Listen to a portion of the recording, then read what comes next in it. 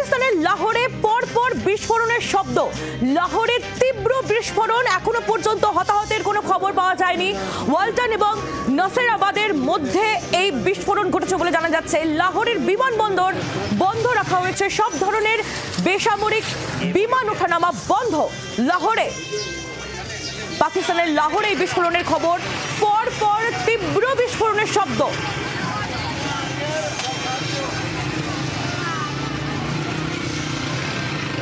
अल्लाह अकबर। लो जी, India ने attack किया हमारे घर के बिल्कुल पास, वाल्टन एयरपोर्ट पर।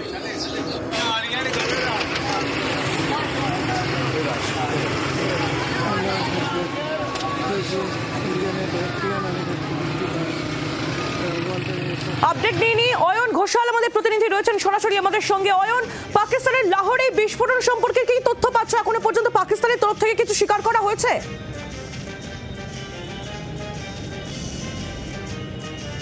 পাকিস্তানের তরফ থেকে এখনো পর্যন্ত কোনো অফিসিয়াল বিবৃতি আসেনি। স্থানীয় একটি টিভি চ্যানেলকে উদ্ধৃত করে সংবাদ সংস্থা রয়টার্স এখনো পর্যন্ত যা জানাচ্ছে তাতে 21 মিনিটের ব্যবধানে 3টি বিস্ফোরণের শব্দ, তার মধ্যে দ্বিতীয় বিস্ফোরণের শব্দ সব থেকে বিকট, প্রচণ্ড শব্দ। কার্যত গোটা লাহোর, সেই লাহোরের শহরের সাধারণ বাসিন্দা, তাদের মধ্যে একটা আতঙ্কের বাতাবরণ তৈরি হয়েছে। এবং এই অবস্থায় যেটা মনে করা হচ্ছে, এই বিস্ফোরণ কারা ঘটালো, এই বিস্ফোরণে কী ক্ষয়ক্ষতি, এই বিষয়ে যেহেতু এখনো পর্যন্ত পাক প্রশাসন সম্পূর্ণ নীরব, অতএব অতীতে পাকিস্তানের যে অভ্যাস, পাকিস্তানের অতীতের যে আচরণ, সেই আচরণ বলে দিচ্ছে কোথাও না কোথাও যে এই যে বিস্ফোরণ লাহোরের মতো একটি ব্যস্ত জনবহুল জনপদে, সেই বিস্ফোরণটা ভারত ঘটিয়েছে এবং অতএব ভারতের কোনো জনবহুল এলাকায় পাল্টা প্রত্যাঘাতের মতো কোনো ঘৃণ্য ষড়যন্ত্র পাকিস্তান রচনা করছে কিনা, এমন একটা আশঙ্কার কথাও কিন্তু সম্পূর্ণ উড়িয়ে দেওয়া যাচ্ছে না।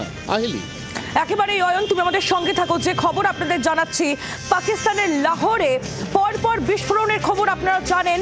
পেহেলগাঁও হামলার বদলা কাল ভারত নিয়েছে। শুধু পেহেলগাঁও হামলাই নয়, পাকিস্তান গত এক দশকে যে পরপর ঘৃণ্য ষড়যন্ত্র ভারতের বিরুদ্ধে রচনা করেছে, সেই সবের একেবারে পাল্টা চপেটাঘাত ভারতের তরফ থেকে গিয়েছে পাকিস্তানের উদ্দেশ্যে।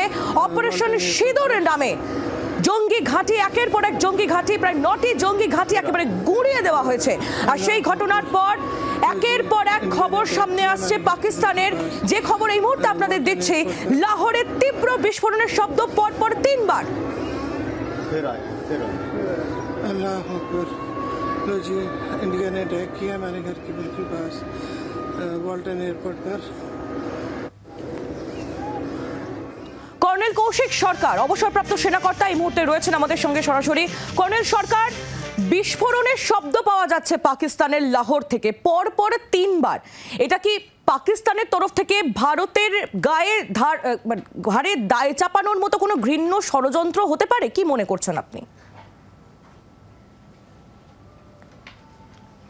দেখুন, এটা পাকিস্তান এখন নিজের ইন্টারনাল অ্যান্ড এক্সটার্নাল দু জায়গা থেকেই প্রেশারে আছে। সেই জন্যে বালুচিস্তান অনেক দিন ধরে পাকিস্তানের উপরে অ্যাটাক করে যাচ্ছে, পাকিস্তানের মিলিটারিকে টার্গেট করছে এবং অনেক জায়গাতে ওরা আনরেস্ট একটা শুরু করেছে। তো এটা কিছুতেই বলা যেতে পারে না যে পাকিস্তান এমন কিছু করছে যে ইন্ডিয়া এরকম করছে, ওই করছে। ইন্ডিয়া কিছুই করছে না।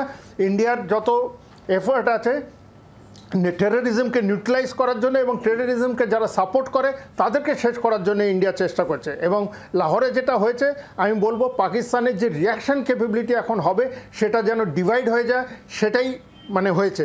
এবং পাকিস্তান দুদিকে আক্রান্ত হয়ে গেছে এবং সে ইন্টারনালি নিজের দেশ সামলাবে না এক্সটার্নালি ইন্ডিয়াকে সামলাবে, সেটার উপরে একটা বড় প্রশ্ন জেগে উঠেছে। একেবারেই কর্নেল সরকার, আপনি আমাদের সঙ্গে থাকুন। বাংলার আওয়াজ, বাঙালির আবেগ, জি 24 ঘন্টা।